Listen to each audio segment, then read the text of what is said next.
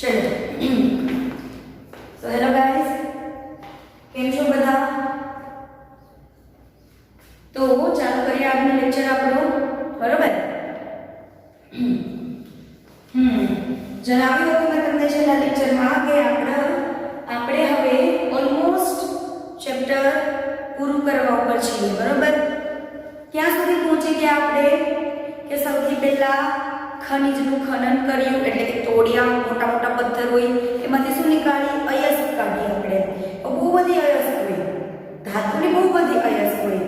દરેક અયસ્કમાંથી ધાતુ મેળવવી શક્ય ન હોય, કેમ કે અમુક અયસ્ક એવી હોય કે જે ઝેરી પદાર્થો પણ ધરાવતી હોય.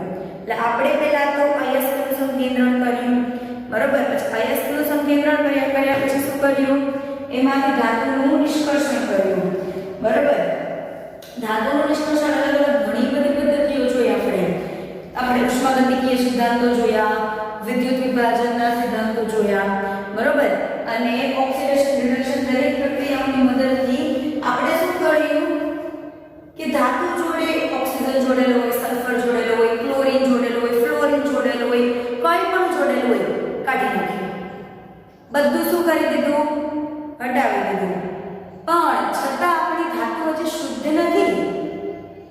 ક્યારેક કેવું થાય, આયનની અંદર કંઈક અશુદ્ધિ એવી હોય, મતલબ કોઈ બીજી એવી ધાતુ હોય જે કામની ના હોય, બરોબર? અમુક મતલબ એક ધાતુ સાથે બીજી 3-4 ધાતુઓ અંદર સંકળાયેલી હોય જે અશુદ્ધિ તત્વ સ્વરૂપે હાજર હોય.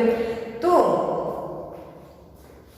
આ બધી માથાકૂટ કરો પણ છેલ્લે જો એને શુદ્ધ ન કરો તો કોઈ ફાયદો ખરો નહીં, કેમ કે મૂળ કામ તો આપણે શુદ્ધ ધાતુનું છે, બરોબર? તો શુદ્ધિકરણ તો સૌથી વધારે જરૂરી સ્ટેપ છે. આપણે જે આખું જે ધાતુ કર્મ વિધિ જ કોને કહેવાય કે ખનિજને લઈને શુદ્ધ ધાતુ પર તમે આવો અલગ અલગ પ્રક્રમો કરતા, બરોબર?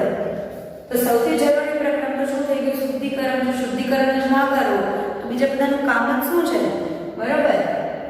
તો જોઈએ શુદ્ધિકરણ આપણે જે ધાતુનું કરીએ તે કેટલી રીતોથી શક્ય છે. ધાતુનું શું કરવું છે? શુદ્ધિકરણ. તો શુદ્ધિકરણ માટે આપણને 5 થી 6 અલગ અલગ પદ્ધતિઓ આપી છે. પહેલા તેના નામ લખીએ. પહેલી પદ્ધતિ છે નિસ્યંદન. નિસ્યંદન પદ્ધતિ. બીજી, પેલા નામ લખીને બધાના, બરોબર? પછી એક સમજીએ. બીજી આવે છે દ્રાવ ગલન શુદ્ધિકરણ. ત્રીજી આવશે વિદ્યુત વિભાજનીય શુદ્ધિકરણ, જે ત્રીજા ચેપ્ટરમાં આપણે ભણ્યા. વિદ્યુત વિભાજનીય શુદ્ધિકરણ ત્રીજા ચેપ્ટરમાં ભણેલા છો, બરોબર? હમણાં જ રિડક્શન વખતે પણ આપણે થોડું એ પ્રક્રિયા જોઈતી. ચોથો આવશે તમારી પાસે ઝોન શુદ્ધિકરણ. શું આવશે? ઝોન શુદ્ધિકરણ, બરોબર? પાંચમું છે બાષ્પકલા શુદ્ધિકરણ.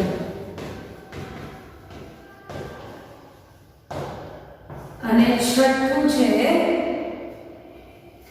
ક્રોમેટોગ્રાફિક.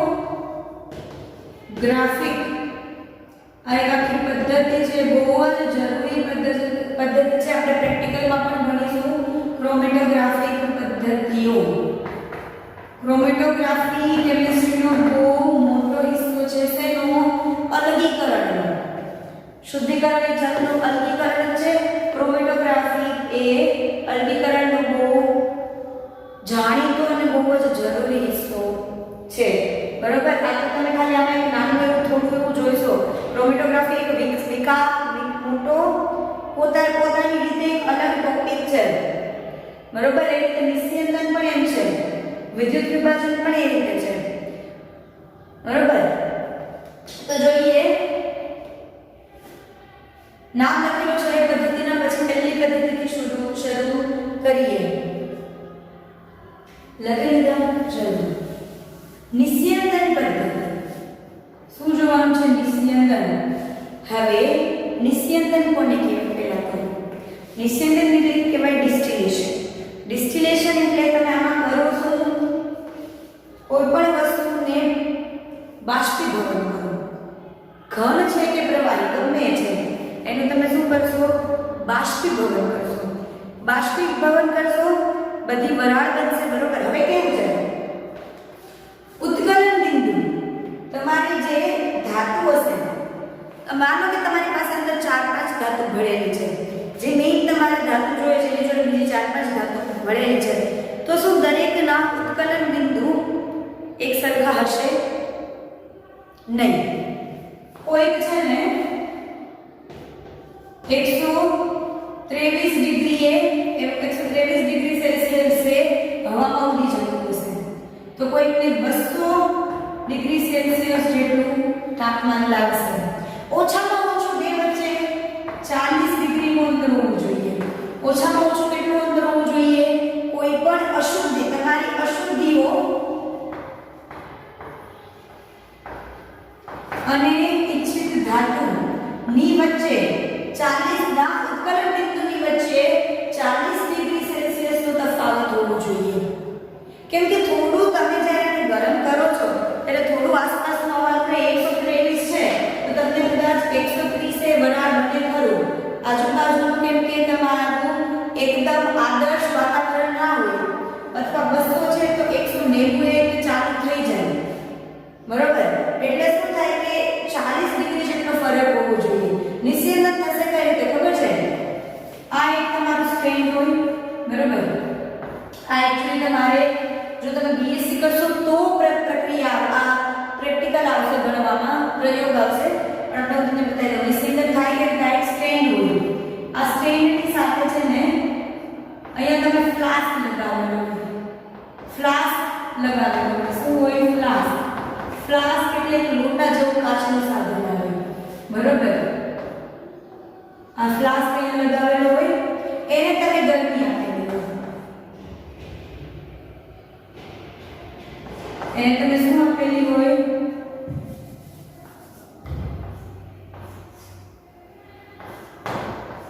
ગરમી. આ છે બર્નર. આને તમે ગરમી આપેલી હોય. આની અંદર તમારું જે પીગળેલી ધાતુ છે એ ભરેલી છે. શું ભરેલી છે? પીગળેલી ધાતુ ભરેલી છે. બરોબર. એની અંદર અશુદ્ધિ હશે. હવે કેવું થશે? અહીંથી છે ને તમે ઉપર બૂચ મારેલું હોય અને અહીંયાથી એક નળી જોડેલી હોય. અહીંયાથી શું કરેલું હોય? આગળ એક કાચની નળી જોડેલી હોય. બરોબર. એનો અહીંયા છેડો આવતો હોય અને ત્યાં નીચે તમે શું મૂક્યું હોય? એક બીકર જેવું મૂક્યું હોય.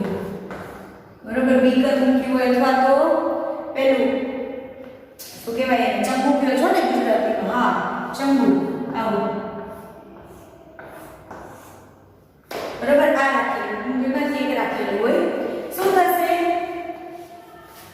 તમે અહીંથી ગરમી આપો છો. તમે અહીંથી શું આપો છો? ગરમી આપો છો.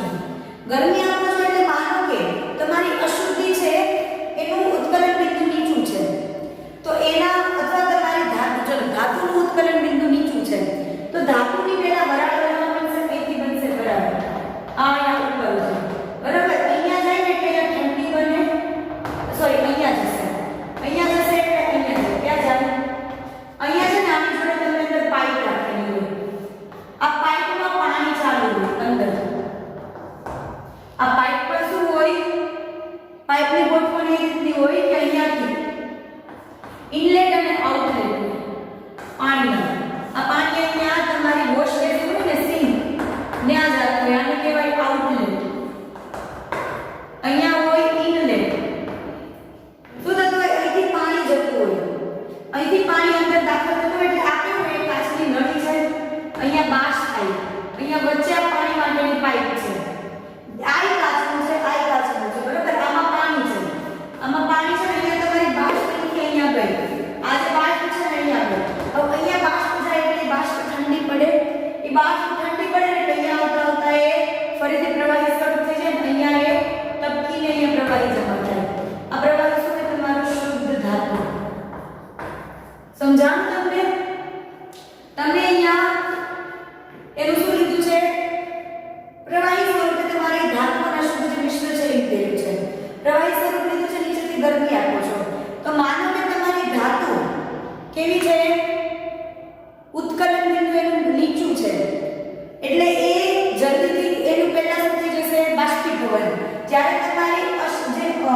અશુદ્ધિ છે એ હજી પ્રવાહી સ્વરૂપે હશે, બરોબર? તો આ કેના જેવું છે? માનો કે તમારું તેલ પાણી મિક્સ છે, તેલ પાણી મિક્સ છે, તમે એને ઉકાળો, તમને ખબર છે 100 ડિગ્રી સેલ્સિયસે પાણીનું શું થવા માંડે? બાષ્પીભવન. તો શું થઈ જશે? પાણીનું બાષ્પીભવન થઈ જાય, તમારી પાસે ખાલી શું વધે છે? એટલે તેલ વધે. એ જ રીતે એની અશુદ્ધિ પડી રહી. પાણીનું બાષ્પીભવન મતલબ તમારી ધાતુનું બાષ્પીભવન થી માનો કે અહીંયા ગઈ પાણી, અહીંયા જે પાણી છે એના લીધે ઠંડી પડી અને ટપકી અહીંયા ભેગી થઈ. એ શું મળી તમને? શુદ્ધ ધાતુ પીગળી. તો કેવું મળ્યું છે? પીગળી. આને કહેવાય નિસ્યંદન. સમજાણું? તમારે આકૃતિ દોરવાની જરૂર નથી, તમારે ખાલી એટલું જ લખવાનું છે કે જ્યારે ઉત્કલન બિંદુમાં તફાવત હોય, ધાતુ અને અશુદ્ધિઓ વચ્ચે ઉત્કલન બિંદુમાં થોડો મોટો તફાવત હોય, ઓછામાં ઓછો 40 ડિગ્રી જેટલો તફાવત હોય, ત્યારે તમે શું કરી શકો છો? બાષ્પીભવન કરીને નિસ્યંદન પદ્ધતિથી શુદ્ધ ધાતુ મેળવી શકો છો. તમારે આટલું જ લખવાનું છે. આ મેં તમને સમજાવ્યું આખી નિસ્યંદન પદ્ધતિ કઈ રીતે થાય એ, બરોબર? ચલો, તો દોરવું હોય તો થોડુંક સરખી રીતે દોરી લો, લખી લો, બરોબર? આ નિસ્યંદન પદ્ધતિ. હવે જોઈએ બીજી પદ્ધતિ. બીજા નંબરની પદ્ધતિ કઈ હતી? અંદર વાંચો જોઈ. પદ્ધતિનું નામ શું છે? દ્રાવગલન પદ્ધતિ. શું નામ છે બીજી? દ્રાવગલન પદ્ધતિ, બરોબર? હવે દ્રાવગલન પદ્ધતિમાં શું કરશું? પહેલા ઉત્કલન બિંદુ હતું, શું કર્યું હતું? બાષ્પીભવન. આમાં ગલન છે, ગલન એટલે ઓગાળવાનું. દ્રાવગલન પદ્ધતિ ક્યારે વપરાશે ખબર છે? જ્યારે તમારી ધાતુનું અને તમારી અશુદ્ધિના ગલન બિંદુમાં મોટો તફાવત હશે. એટલે કે પહેલા ઘન હશે, ઘનમાં શું હશે? ધાતુ અને અશુદ્ધિ બંને, બરાબર? તાપમાન આપો તો બેમાંથી જે માનો કે ધાતુનું ગલન બિંદુ નીચું છે તો ધાતુ ઓગળી જશે. ધાતુ શું થાય? ઓગળી જાય. અને અશુદ્ધિ હજી કેવી રહી જાય? ઘન. હવે તમને ખબર છે જ્યારે તમે વહેવડાવો એટલે તમે આમ પાણી વહે, મતલબ પ્રવાહી હોય, પ્રવાહી જલ્દીથી વહી જાય. જ્યારે ઘન હોય એટલે જલ્દીથી વહે નહીં. એટલે તમે શું કરશો? દ્રાવગલન પદ્ધતિમાં સિદ્ધાંત શેનો છે આનો? ગલન બિંદુ ના તફાવત. ઓલામાં ઉત્કલન બિંદુ ના તફાવત હતો. આમાં વહેવડાવવાનું છે. તમે માનો કે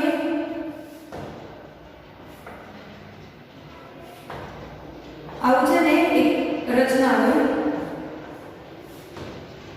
આવી, બરોબર?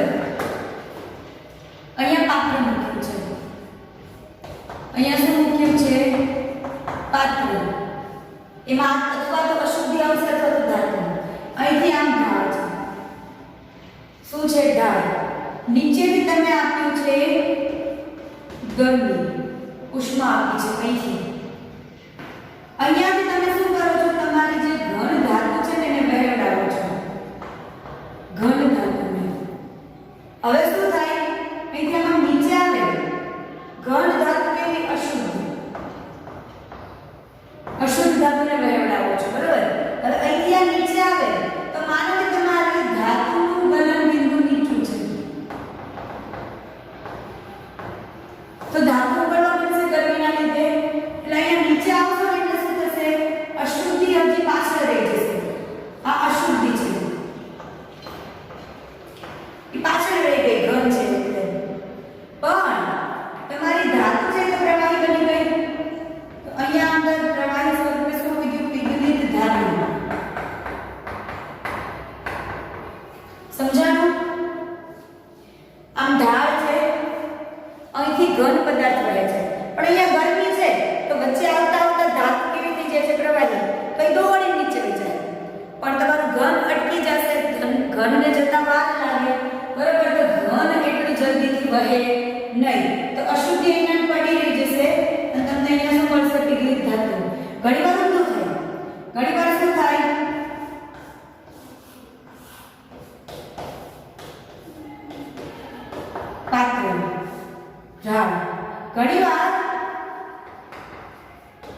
ધાતુનું ગલન બિંદુ ઊંચું હોય, કેવું હોય?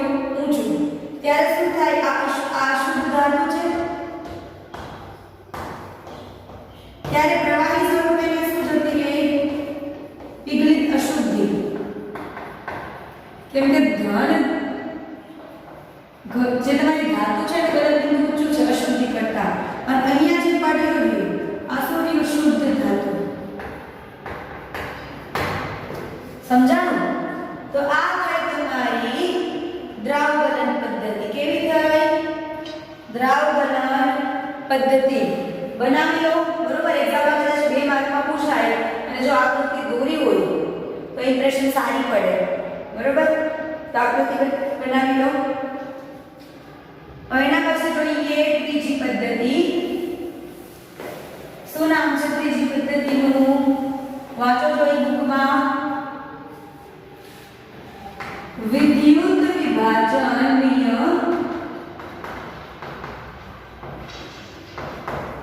શુદ્ધિકરણ. શું નામ છે? વિદ્યુત વિભાજનીય શુદ્ધિકરણ. આ આપણે ભણેલા છે ચેપ્ટર 3 માં. બરોબર? સીધું એક્ઝામ્પલ થી શરૂ કરીએ.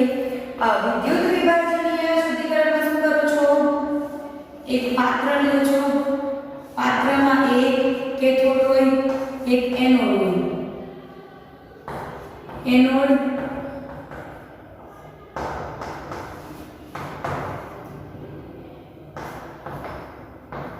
કેથોડ. આમાં શું ભરેલું હોય? ક્ષાર. શેનો ક્ષાર? તમારી જે ધાતુ છે એનો જ. એનોડ ઉપર શું લેશો તમે? અશુદ્ધ ધાતુ. એનોડ ઉપર શું લેશો બાળકો? અશુદ્ધ ધાતુ. શું થશે? એનોડ ઉપર પ્રક્રિયા કઈ રીતે થશે? અશુદ્ધ ધાતુ. અચ્છા, એનોડ ઉપર અશુદ્ધ ધાતુ, કેથોડ ઉપર અહીંયાની પટ્ટી, કેથોડ ઉપર શુદ્ધ ધાતુની પટ્ટી અને દ્રાવણ શેનું? શુદ્ધ ધાતુના ક્ષારનું. હમણાં એક્ઝામ્પલથી સમજીએ. બરોબર? બરોબર? પાત્ર કેવું હશે? વિદ્યુતનું અવાહક. વિદ્યુતનું અવાહક પાત્ર શું કામ લ્યો છો? કોઈએ પૂછી લીધું તો એક કોમન સેન્સ ની વાત છે. વિદ્યુતનું અવાહક પાત્ર શું કામ લો છો? તમારી જે સ્વિચ હોય છે વિદ્યુતની અવાહક શું કામ હોય છે? અથવા તો તમારો જે વાયર જેની અંદરથી વાહકતા પસાર થતી હોય છે વાયરની ઉપર અવાહક તમે ફાઈબર કે કંઈક શું કામ લગાવેલું હોય છે? કારણ તમે ભૂલથી અડી જાવ તો ધ્રુજી જાવ, વાળ ઊંચા થઈ જાય. વાળ કેવા થઈ જાય? ઊંચા થઈ જાય. એટલે અવાહક પાત્ર હોય. બરોબર? આટલું તમારી સાધન સામગ્રી હોય. હવે શું થાય? માનો કે ઉદાહરણ લઈ લઈએ. ધાતુ મેં લીધી અહીંયા કોપર. આ છે કોપરની અશુદ્ધિ, અશુદ્ધ પટ્ટી છે. આ છે શુદ્ધ કોપરની પટ્ટી. અહીંયા ક્ષાર છે કોપર સલ્ફેટ. ક્ષાર કેવો છે? Copper sulphate. હવે શું થશે? તમે જેવું બહાર વિદ્યુત પ્રવાહ આપશો એટલે એનોડ ઉપર આવું થશે. તમારે અહીંયા કોપર હોય અંદર, એ કોપર આયન બનીને દ્રાવણમાં જશે. શું બનશે? કોપર આયન બનીને દ્રાવણમાં જશે. બરોબર? એનોડ ઉપર આવું થશે અને સમજો કદાચ અશુદ્ધિમાં અહીંયા તમારી પાસે ગોલ્ડ છે, પ્લેટિનમ છે, કંઈ પણ છે, તો શું બધાના વિદ્યુત વિભાજનના જે પોટેન્શિયલ છે એ સરખા છે? નહીં. અને જ્યારે જેટલું પોટેન્શિયલ એના માટે જરૂરી છે એટલું પોટેન્શિયલ તમે બહારથી આપો, બહારથી તમે એટલું વિદ્યુત આપો, એટલું પોટેન્શિયલ આપો કે જેનાથી એનું વિદ્યુત વિભાજન થાય, ઇલેક્ટ્રોન અંદરથી છૂટો પડે, ત્યારે જ એના આયન બને. એટલે કોપરનું જે પોટેન્શિયલ હશે એ પોટેન્શિયલ ખાલી કોપર જ છૂટો